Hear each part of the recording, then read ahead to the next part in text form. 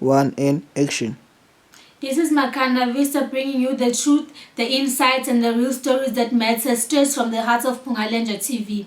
No jinx, no spin, and no compromise. Let's dive into it. For decades, Zimbabwe's Ndebele people have lived under the shadow of oppression, first through the brutal massacres of Kukurahundi and now through systematic marginalization. The scars of the 1983 to 1987 killings remain unhealed, not just in memory but in very fabric of the nation. Land, power and identity remain contested. The Shona-dominated government continues to shape policies that favor its own, while whispers of exclusion grow louder in namaNdebele land. Some claim the Ndebele have no rightful land in Zimbabwe, dismissing their historical presence and deep-rooted heritage.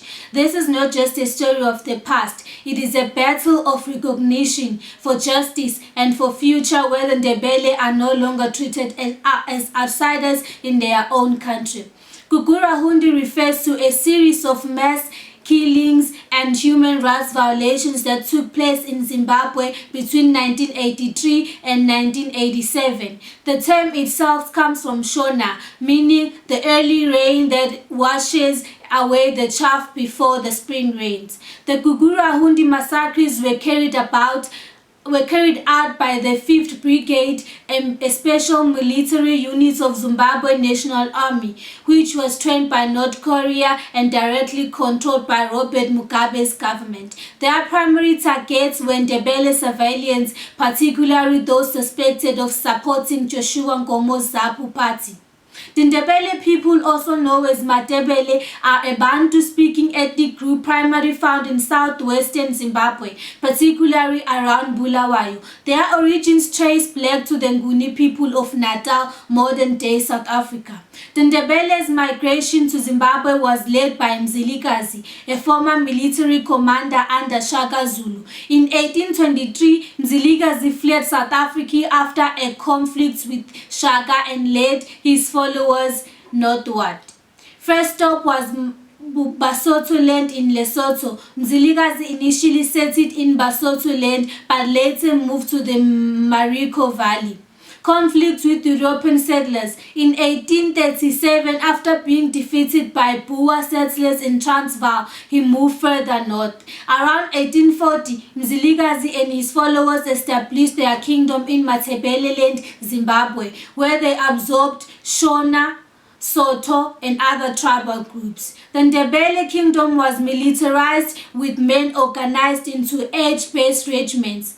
They practiced cattle herding, which was central to their economy and social status. Their society was stratified with different classes based on Nguni, Soto, and local tribal origins. The Ndebele played a significant role in Zimbabwe's history, resisting British colonial rule and later became a key part of the country's political and cultural landscape. After Zimbabwe gained independence in 1980, tensions between Robert Mugabe's ZANU-PF and Joshua Nkomo's ZAPU escalated. Mugabe's government accused ZAPU of supporting dissidents, leading to a brutal crackdown. The North Korean-trained 5th Brigade was deployed to namaNdebele land and Midlands provinces, where they target Ndebele civilians. Estimates suggest that between 20,000 and 30,000 people were killed. Victims were subject to torture, execution, and forced disappearances. The massacre left lasting scars, with survivors still seeking justice and reparations. In 1987, Mugabe and Nkomo signed the Unity Accord, officially ending the violence. Efforts to address Kukurahundi have been slow and controversial, with many accusing the government of avoiding accountability. Recent discussions have focused on truth-telling, reparations, and exhumations of mass graves. Gugurawundi remains one of Zimbabwe's darkest chapters, shaping ethnic and political tensions to this day. Who was killing who? Perpetrators were the 5th Brigade under Mugabe's ZANU-PF government were the ones responsible for the killings. The primary victims were Ndebele civilians, including men, women and children, accusing of being dissidents or supporters of ZAPU. The 5th Brigade committed widespread human rights abuses, include mass executions. Thousands of civilians were shot, burned alive, or forced to dig their own graves before being executed. Torture and rape. Survivors recount brutal beatings, sexual violence, and psychological torture. Forced disappearances. Many abducted and never seen again, leaving families without closure. Destruction of villages. Entire communities were razed, with homes burned and families displaced. Mugabe's government feared political opposition from ZAPU and sought to eliminate dissent. Ethnic tensions between Shona dominated ZANU-PF and Ndebele supported ZAPU fueled the violence. The goal was to consolidate power and establish ZANU-PF dominance over Zimbabwe.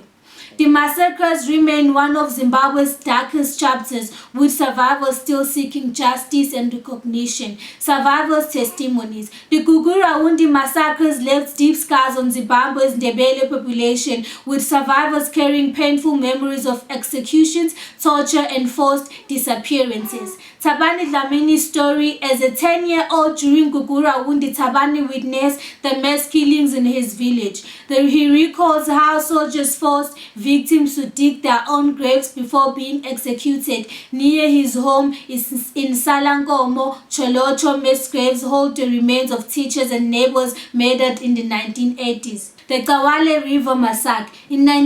In March 1983, 62 young men and women were executed along the banks of the Kawale River in Lupane. Only 7 survived, while the rest were killed in cold blood. Horrific methods. Survivors recount how soldiers burned huts with people inside, forced fathers to sleep with their daughters, and even made victims bury their loved one alive. The Ndebele-Shona land disputes in Zimbabwe stem from historical forced settlements, ethnic tensions and government policies that have marginalized the Ndebele people. Here are key factors that have fueled this divide.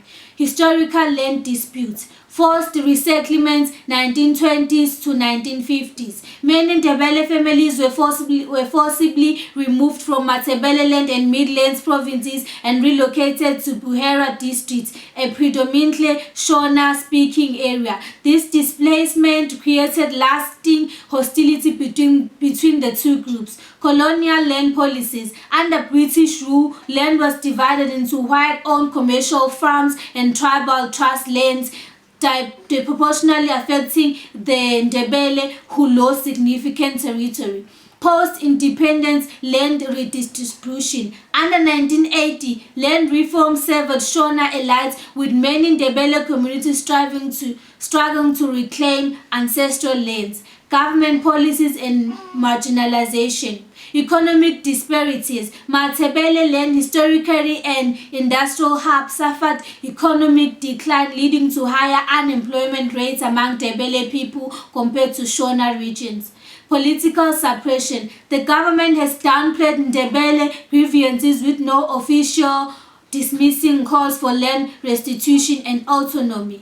Unity Accord in 1987. While meant to end ethnic tensions, the accord failed to address land ownership disputes, leaving many Ndebele communities feeling excluded.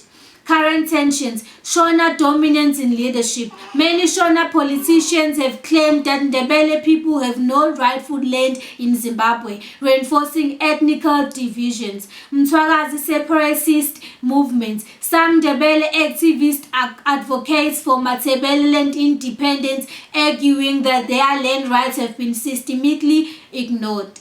The land issue remains unresolved, shaping economic, political, and social inequalities between the two groups. The Zimbabwean government has struggled to address Gugurahundi, with many accusing officials of avoiding accountability.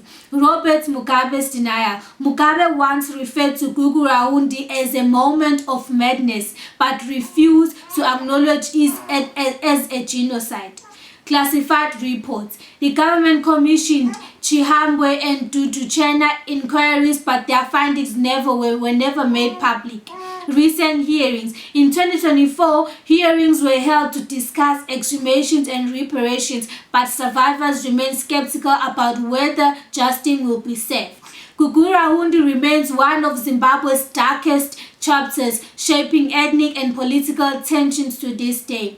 Efforts toward reconciliation and the role of advocacy groups in addressing Gugurahundi have been complex and often met with resistance. Here is a deeper look. Reconciliation efforts. Unity Accord in 1987. Signed between Robert Mugabe's ZANU-PF and Joshua Nkomo's ZAPU, this agreement officially ended the violence but did not provide justice for victims. Truth-telling initiatives. Survivors and activists have pushed for public acknowledgements of the massacres, but the government has largely avoided full transparency. Exhumations and reparations. In recent years, discussions have emerged about exhuming mass graves and compensating families, though progress has been slow.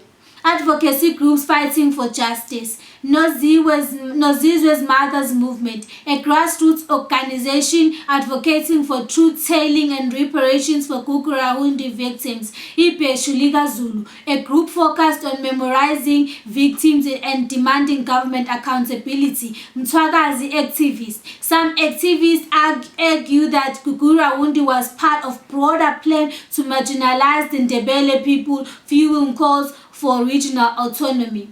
Despite these efforts, many survivors feel that justice remains elusive, with the government reluctant to fully confront its past. The soil of Mathebele land still carries the echoes of unmarked graves, the whispers of families torn apart and land stolen, and of history rewritten. The ghost of Gugurahundi do not rest because justice has never come. For decades, the Ndebele have been treated as outsiders in their own homeland, their voices drowned out by political denial and ethnic supremacy. They have watched as their land was carved away, their dignity diminished, and their demands dismissed. But silence does not erase truth. A reckoning will come. Either Zimbabwe will finally face its past, or the wounds will continue to fester until the weight of forgotten bodies forces the nation to listen. Thank you for tuning in. This is Makana Vista. Please like, subscribe, and comment on the comment section below. Thank you.